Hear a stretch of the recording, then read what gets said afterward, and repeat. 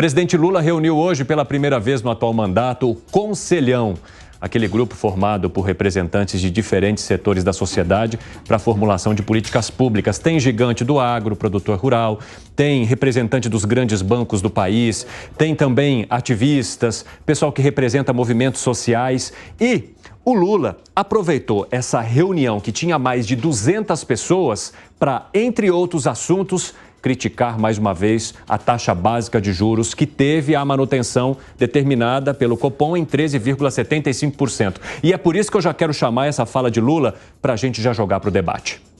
Todo mundo aqui sabe que esse conselho pode até discutir taxa de juros se quiser. É engraçado. É muito engraçado o que se pensa nesse país. Todo mundo aqui pode falar de tudo. Só não pode falar de juros. A federação, a Fiesp, precisa tomar muito cuidado para falar de juros. A Federação do Comércio, muito cuidado. As indústrias têxteis, muito cuidado. Todo mundo tem que ter cuidado.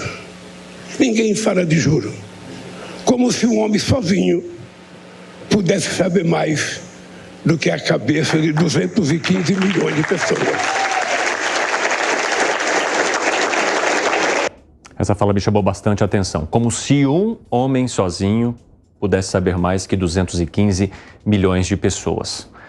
É uma referência a Roberto Campos Neto, Alan Gani? Olha, é uma tragédia essa fala do Lula em todos os sentidos. Primeiro, essa ideia do conselhão. Essa ideia de conselhão nos remete aos regimes comunistas do passado, regime cubano, onde há um conselhão, né, dirigindo a sociedade e não estimulando as livres trocas pelo livre mercado, que é aí o propulsor do desenvolvimento econômico e da redução da pobreza. Esse é o primeiro ponto.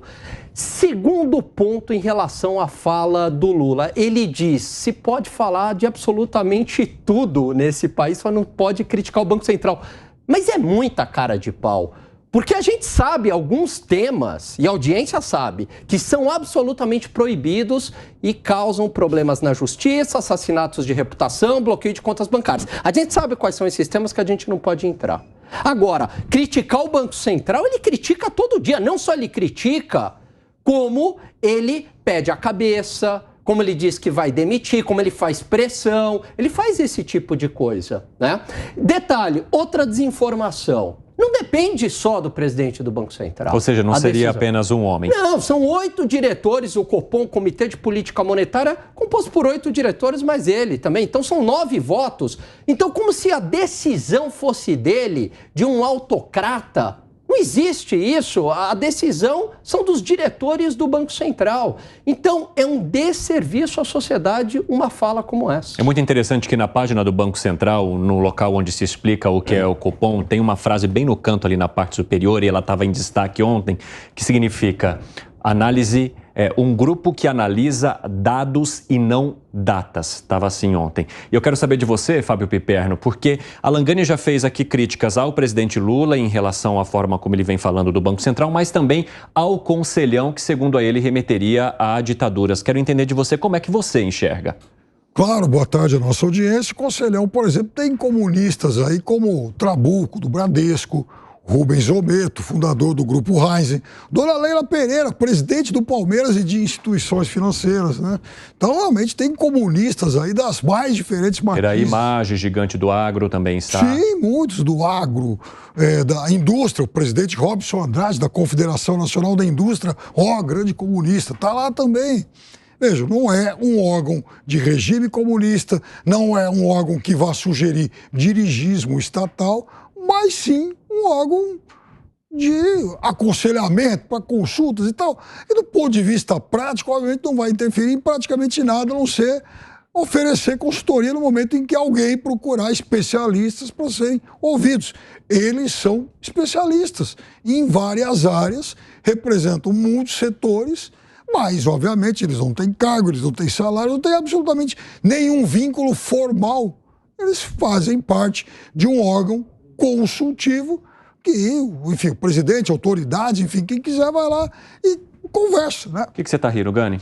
Não, porque é o seguinte, essas empresas que você citou, ô Piperno, são empresas privadas, critérios técnicos. Isso. Agora, esse Isso. conselhão em um critério de diversos setores da sociedade, me parece que é um dirigismo estatal. Aí você fala, mas não vai ter um dirigismo estatal. Então, para que o conselhão?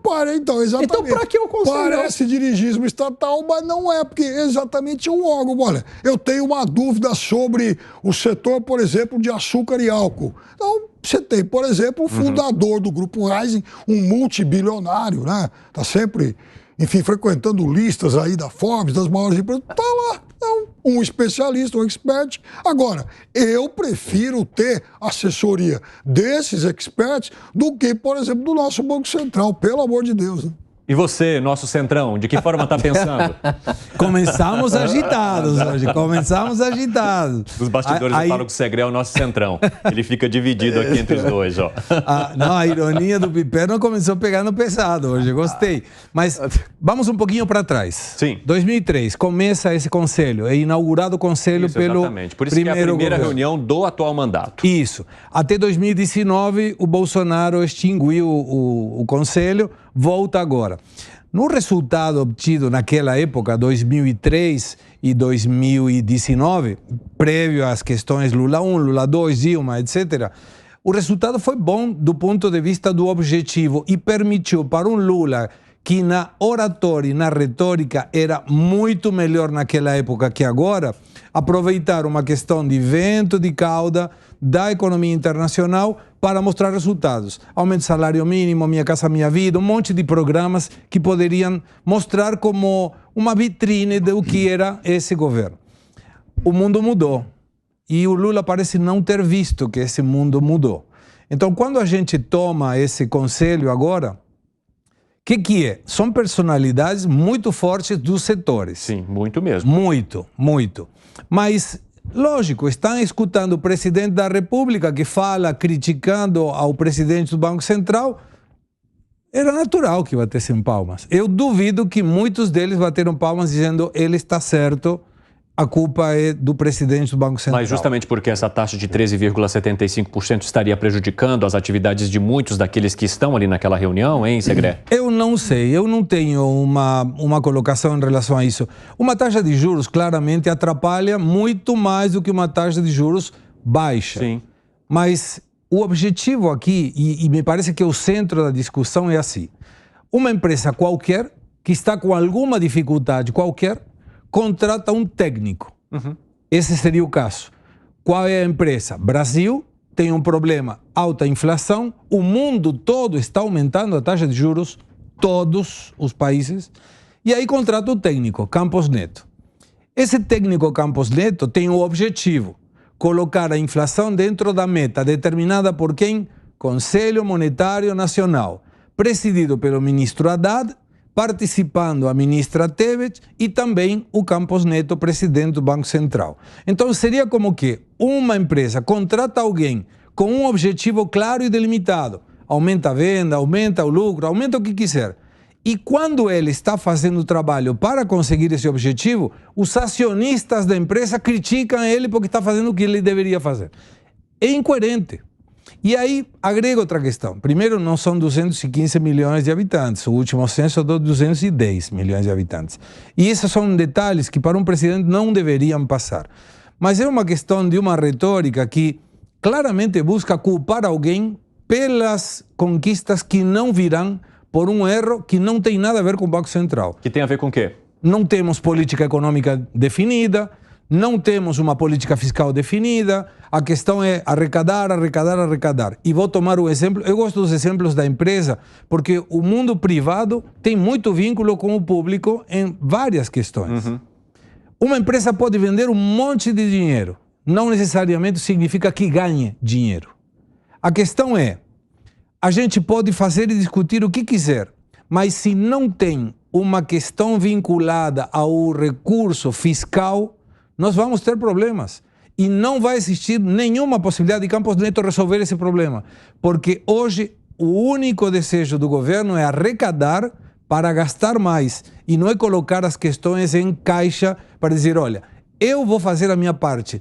Se o Lula fizesse a parte dele, se o Haddad fizesse a parte dele, eu seria o primeiro para pedir a Campos Neto diminuir a taxa de juros. Mas até isso não acontecer, não tem como. Gani, que foi? Não, é pior do que não ter, Segré, uma política econômica definida. Tem uma política econômica definida. É a política do aumento do gasto público, do funcionalismo público, da volta do protagonismo do BNDES, de reduzir a taxa de juros na canetada, de revogação do marco do saneamento, de um discurso anti-privatização. Tá aí. O discurso, a política econômica do PT, do governo do PT, está aí. Só não vê quem não quer e é do governo Dilma. Eu quero saber, inclusive, lá vai, volta na Vamos, vamos. Ó, esse aqui falou técnico Roberto Campos Neto. Meu Deus. Técnico Roberto Campos Neto, já que você gosta tanto de futebol também. Então, no futebol, assim, Você jogou a bola e foi embora, Pepe né? Guardiola, na minha opinião, é o Pepe Guardiola. todo mundo tem um técnico, todo time tem um técnico, tem muito time com um técnico ruim. O fato do Brasil, assim, agora, o pensamento econômico dos Faria Limers, do consenso do Itaim, é condicionado há muitas décadas, e não é nenhuma crítica recente, não, a pensar com esse tipo de cabeça. É assim no Brasil há muito tempo. O Brasil desenvolveu, pelo menos em relação a esses formadores de opinião, essa forma de encarar o mundo que é exclusiva do Brasil. Né? É só o Brasil que tem as maiores taxas de juros do mundo há muito tempo. E, assim, nos últimos 30 anos, ou o Brasil teve as maiores, ou a segunda, ou a terceira maior. Não saiu disso. O Brasil está sempre no pódio, inclusive com o governo Lula lá atrás. É importante que se diga isso também. Não se mudou, veja. E o Lula lá atrás, hoje ele reclama, é verdade, lá atrás ele não foi também capaz de mudar isso. Por sinal, ele tinha um craque das finanças comandando o Banco Central e era assim. O contexto era outro, o país crescia mais rápido, né? As pressões eram diferentes, mas diante da frieza dos números era exatamente esse tipo de solução que tem agora. Então, de fato, a crítica não é a crítica em relação a esse.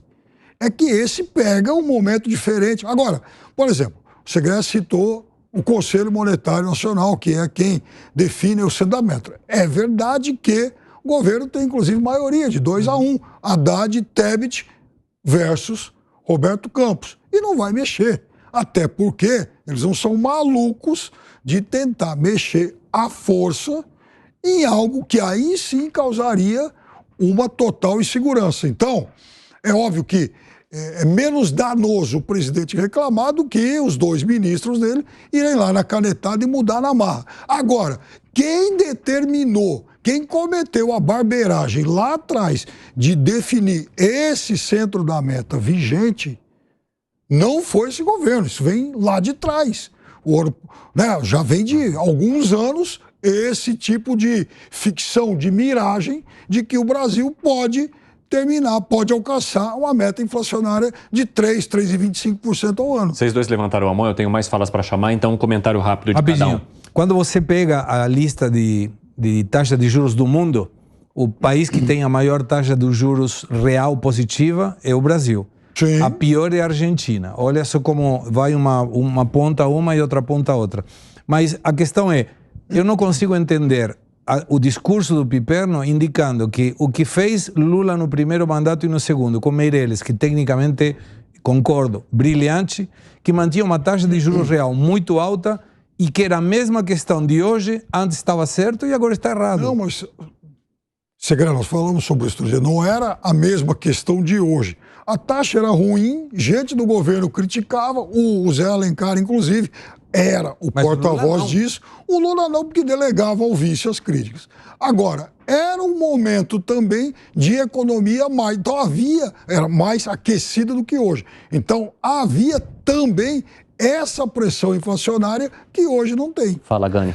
3 pontos, bem rapidamente. Primeiro, uma das poucas coisas que funciona no Estado hoje brasileiro, vamos colocar aí o Banco Central como instituição de Estado, é o Banco Central e o controle inflacionário. E o prejuízo de 298 milhões. Isso numa operação cambial, mas no controle da inflação, veja, o Campos Neto ganhou prêmio, o Segré, ele ganhou prêmio. De 298 Entendeu? bilhões. Já está me confundindo com o Piperno. Agora, outra coisa.